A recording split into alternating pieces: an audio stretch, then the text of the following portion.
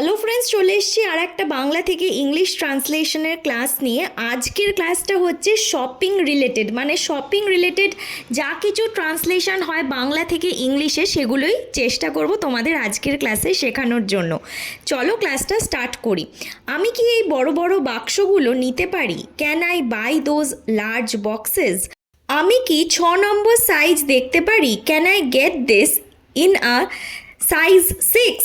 আমি কি 6.5 number size দেখতে পারি? Can I get this in 6.5 size?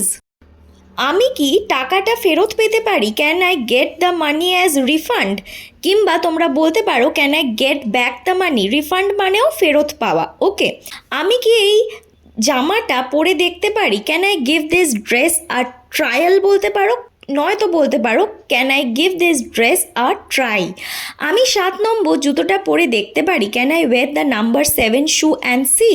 আপনি আমার মাপটা নিতে পারবেন? Can you take my measurement? অনুগ্রহ করে একটা প্লাস্টিক ব্যাগ পাওয়া যাবে? Could I get a plastic bag please?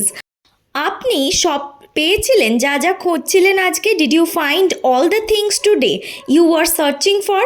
তাহলে আজকের ক্লাসটা এখানেই শেষ করলাম। এই ছোট ছোট সেন্টেন্স ট্রান্সলেশনগুলো তোমাদের কেমন লাগলো, এগুলো জানতে কিনা বা কিছু সুবিধে হলো কিনা এই ট্রান্সলেশনগুলো জেনে, সেগুলো অবশ্যই আমাকে কমেন্ট সেকশনে জানিও। কমেন্টগুলো পড়ে আমারও ভালো লাগবে যে তোমাদের কিছু শেখাতে পারলাম।